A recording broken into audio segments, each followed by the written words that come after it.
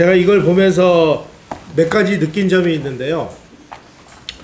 좀 이상하다라는 느낌이 좀 드는 부분들이 있어요. 예를 들어서 그 많은 독립운동가들이 있음에도 불구하고 이 3개 역사 교과서에 공통적으로 등장하는 독립운동가가 한 사람이 있어요.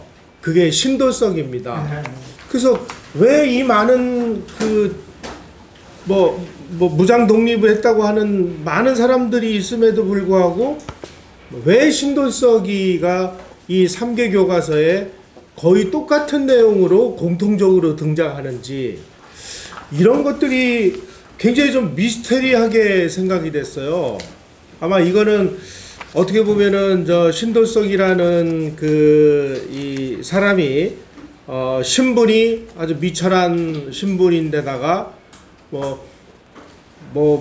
화려한 무장 독립 운동을 했다, 고로 민중이 들고 일어났다라고 하는 어떤 상징 조작의 차원에서 신도석을 등장시킨 게 아닌가 이렇게 유추될 정도로 하여간 좀 묘하게 이 교과서의 내용들이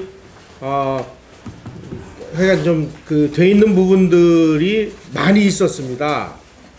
그리고 우리가 어떤 그 역사의 그 현상을 분석을 할 때는 세계사가 어떻게 돌아가고 있는데 우리가 어떤 식으로 대응을 했다라는 것을 밝혀야 그 당시 우리 조상들이 이게 이렇게 한 행동이 이게 과연 올바른 것인지 아닌지에 대한 객관적인 그 가치 기준을 가질 수 있을 텐데, 이 세계사라는 부분 그리고 동북아 관계사라는 부분을 빼버리고 나니까 이게 뭐가 잘못됐는지 도무지 그 교과서의 내용만 보면은 도저히 이해할 수 없는 내용들이 상당수가 있다는 것들이 발견이 됐습니다. 예를 들자면은 정할론이 일어났다라는 부분을 동아 출판사의 교과서에는 뭐라고 써놨냐면, 메이지 유신 이후에 일본은 조선의 새로운 외교 관계를 요구하였으나 조선은 이 요구를 거부하였다. 이에 일본에서는 조선을 정벌하자는 정한론이 일어났다. 이렇게 표현이 되어 있는데요. 이 부분에 대한 역사적인 사실은 일본이 천황복구를 해서 앞으로는 천황이 직접 통치하니까 조선에서 일본에다가 국서를 보내려면은 천황 앞으로 보내라 라고 하는 외교문서를 보냈는데, 여기에 천황이라는 말을 사용했다고 해서 우리 조선 정부가 지속적으로 이 외교 공문을 거절을 하니까 일본이 야 우리를 무시하는 거냐, 이렇게 돼서 정한론이 일어났는데, 정한론이 일어난 그 직접적인 요인이 뭔지를 이런 식으로 아주 묘하게 이 물타기를 해놓는 바람에 이게 정한론이 왜 일어났는지, 어떤 상황에서 어떤 일이 벌어졌는지를 이 교과서만 가지면 도저히 이해할 수 없도록 만들어 놨다는 것입니다. 이런 부분이 지금 한두 가지가 아니고 너무나 많은 부분들이 그런 식으로 돼 있어요. 또 이 역사적 사실이 또 왜곡되어 있는 부분들, 그 다음에 최근에 연구가 진행이 돼서 기존의 해석하고는 다른 해석이 나오는 부분들이 있음에도 불구하고 옛날의 해석을 그대로 실은 부분들이 있습니다. 예를 들어 가지고 강화도 조약과 관련돼서 동아 출판사하고 천재교육에서는 뭐라고 기술해 놨냐면은, 강화도 조약은 조선이 맺은 최초의 근대적 조약이자 불평등 조약이었다, 이렇게 써놨고, 천재교육에서는 강화도 조약은 조선이 외국과 맺은 최초의 근대적인 조약이었으나 조선에 불리한 불평등 조약이었다.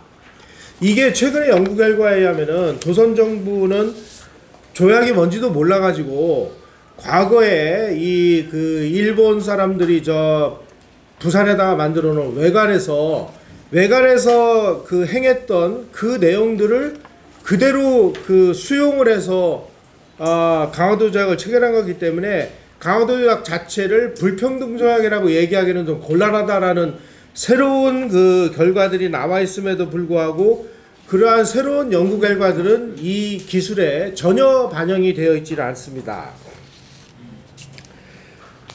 그 다음에 또 이 역사적인 사실이 잘못 그 기술되어 있는 부분들도 여러 군데가 있습니다. 동아출판사의 그 조선이 외국하고 수교를 맺은 부분이 뭐라고 되어 있냐면, 조선은 청해 중재로 영국, 독일과 수교하였으며 러시아, 프랑스와도 수교했다. 청이 중재한 건 맞는데요, 청을 중재하도록 만든 것은 영국이거든요.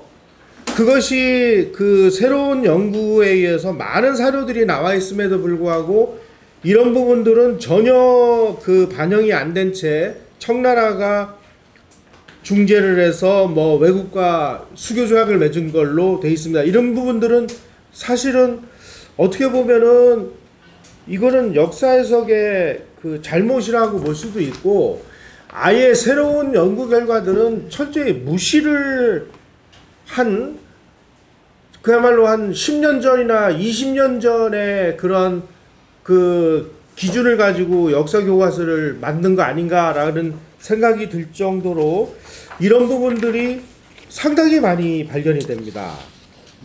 하여간 이 교과서에 그 나와 있는 그 기술 내용 중에 이 역사적 사실이 그 잘못되어 있는 부분들은 제가 이 발제문에 몇 페이지냐면은 14페이지를 보시면, 삼종의 교과서에 공통적으로 나타나는 부분은 우선 첫째로는 과거에 2000년대 초반에 그 2년 편향의 역사 교과서 문제가 벌어져 가지고 뭐 우파 진영에서 막 대안 교과서를 만들고 막 그럴 때에 문제가 됐던 뭐 금성출판사라든지 천재교육이라든지 이때의 교과서 내용하고 비교해 보면 그래도 그 시대에 비해서는 상당 부분 객관화하려고 하는 노력들은 보입니다.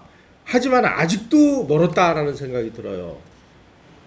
그래서 제가 이런 모습을 보면서 어떤 교과서나 이런 부분에 문제가 있으면 문제가 있다는 부분들을 열심히 떠들고 이게 문제다라고 계속 지적을 함으로 인해서 다시는 이러한 사기를 못 치도록 일종의 그 예방 조치를 취하는 것은 대단히 중요하다라고 생각이 들고요. 그래서 이번에도 그 준과에 나와가지고 지금 뭐 언론이나 이런 데서도 계속 문제를 삼고 우파 진영에서도 계속 뭐 세미나를 하고 있는데 빨리 열심히 그 떠들어서 더 이상 이런 그 왜곡된 교과서가 만들어지지 않도록 그 대응하는 것도 대단히 중요하다라고 생각을 합니다. 아마 지금 현행 교과서가 이 정도나마 개선된 것은 그동안에 이 우파 진영에서 많은 노력들을 해서 문제점이 무엇이라는 것을 지적한 결과물이 아닌가 하는 그런 생각이 듭니다. 두 번째는 아까도 말씀드렸습니다만은 이게 너무나도 이 그 일국사적인 관점의 그 한국사가 되다 보니까 이거 완전히 그냥 외눈박이식으로 돼 버리고 말았습니다. 이거를 과연 어떻게 그 우리가 이 교과서라는 한정된 그 공간 안에 어떻게 세계사와 우리 역사를 잘 조화시켜서 객관적인 가치 기준을 갖도록 만드느냐 하는 어떤 그 기술상의 문제도 우리가 굉장히 좀 고민을 해봐야 되지 않을까 하는 그런 생각이 들고요. 결국은 이 세계사적인 시각에서 우리 역사를 같이 거론하고 같이 서술하고 같이 공부하는 그런 뭔가 총체적인 어떤 그 운동이라도 좀 벌어져야 되는 거 아닌가 할 정도로 너무나 일국사적인 관점에 이제 치우쳐 있다라는 부분이 문제점으로 지적이 되고 있습니다. 세 번째로는 정말 놀랍게도 우리 조선이 그 한참 그 기울어가던 구한말에서부터 나라가 망하는 그 시점에 이르기까지 청나라도 조선에 가지고 엄청나게 그 못된 짓을 많이 했습니다. 그런데 이 교과서 내용을 보면은 중국에 대한 비판은 어디서도 찾아볼 수가 없습니다. 도대체 이럴 수가 있나 하고 충격을 받을 정도로 이 중국에 대해서 뭐 예를 들어서 뭐 원세계가 와가지고 막 그 뭐 총독처럼 뭐 못된 짓을 벌이지를 않나, 뭐 조선 국가에게 막 300우고도로를 시키지를 않나 뭐 이런 그 일들, 그리고 청나라가 조선을 막 식민지 부리듯이 부리는 일, 그리고 심지어 그 원세계가 있을 때 이 청나라 군함을 동원해 가지고 인삼을 밀수하는 일들이 비일비재하게 벌어졌는데, 뭐 그런 일에 대한 뭐 비판이라든지 이런 거는 이 3개 교과서 공이 어떠한 내용도 찾아볼 수가 없습니다. 반면에 일본에 대해서는 뭐 요만한 거 아주 사소한 거라도 뭐 끄집어내 가지고 일본의 어떤 악행이라든지 일본의 어떤 침략 근성이라든지 뭐 이런 것들을 침소봉대하고 있는데, 야 이거 이럴 수가 있나라고 좀 충격을 받을 정도로 이 그 서술이 중국에 대해서는 지극히 그 관대하고 일본에 대해서는 지극히 그 비판적인 이런 입장을 취하고 있다는 것이 문제점으로 그 발견이 됐습니다.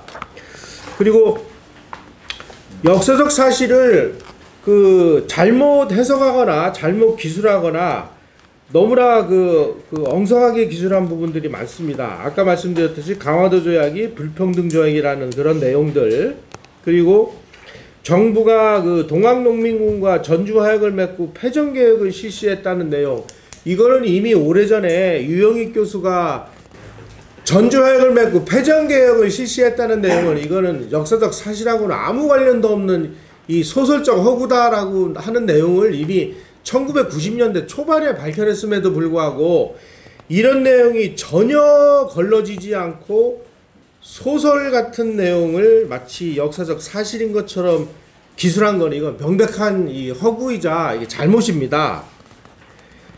그 다음에 그 뭐 같은 내용입니다만 동학농민운동이 반봉건 운동이었다라고 하는 것도 이거는 이거 사실이 아니다라는 걸 유영익 교수가 이미 다 밝혀냈습니다. 그럼에도 불구하고 이 3종의 교과서에는 농민운동이 뭐 반봉건 운동이었다 이렇게 기술해놨고, 그 다음에 러시아가 뭐 군사교관과 재정고문을 철수하고 한나은행을 폐쇄한 것이 마치 우리 만민공동회가 시위를 해서 러시아가 물러난 걸로 돼 있는데, 이건 역사적 사실하고도 완전히 다릅니다. 러시아가 일본이 그 청일전쟁 때 반납한 요동반도를 자기네들이 차지하면서 일본을 달래기 위해서 자기네들이 나간 건데, 이걸 마치 뭐 만민공동회 시위에 의해서 쫓아낸 것처럼 이렇게 기술해놨고, 또 그 가스라테프트 미략을 체결했다. 이건 이미 뭐 많은 그 연구 결과가 나와 있음에도 불구하고 가스라테프트 조약이라는 거는 존재하지 않았는데 그걸 존재했다고 막 이런 식으로 써놓지를 않나. 하여간 뭐 이 역사적 사실 자체를 잘못 기술해 놓은 부분들이 너무나 많습니다. 그리고 다섯 번째로 이제 이 교과서 내용만 가지고 보면은 조선의 멸망의 원인이 무엇인지를 알 수가 없도록 되어 있습니다. 그래서 이게 아니 그래 좋다 이거야 뭐 이렇게 해서 저렇게 해서 이렇게 저렇게 해서 결국은 일본의 침략 만행 때문에 우리가 뭐 망한 식으로 돼 있는데, 뭐 일본의 침략 근성 때문이라는 것도 뭐 부인을 할 수는 없겠죠. 하지만 우리 내부에서 어떠한 문제가 있었고 어떠한 모순을 해결하지 못해서 대한제국이 결국 식민지 상태로 됐는지에 대해서 이 3종의 교과서는 어떠한 내용으로도 이야기를 하지 않고 있습니다. 그래서 이 교과서를 가지고 한국사를 배우면 야 그러면 이 친구들은 대한제국은 왜 망했어? 이렇게 물어보면은 모르겠는데요. 아니면은 뭐 일본 때문이 아닐까요? 이렇게 유추해서 갈 수밖에 없는 내용으로 구성되어 있다는 점이 가장 좀 심각하지 않나 하는 생각이 들고요. 그 어떤 부분들이 문제가 있는지는 제가 좀 페이지별로 자세하게 분석을 해놓은 게 있으니까 요 자료를 참고해 주시면 감사하겠습니다. 고맙습니다.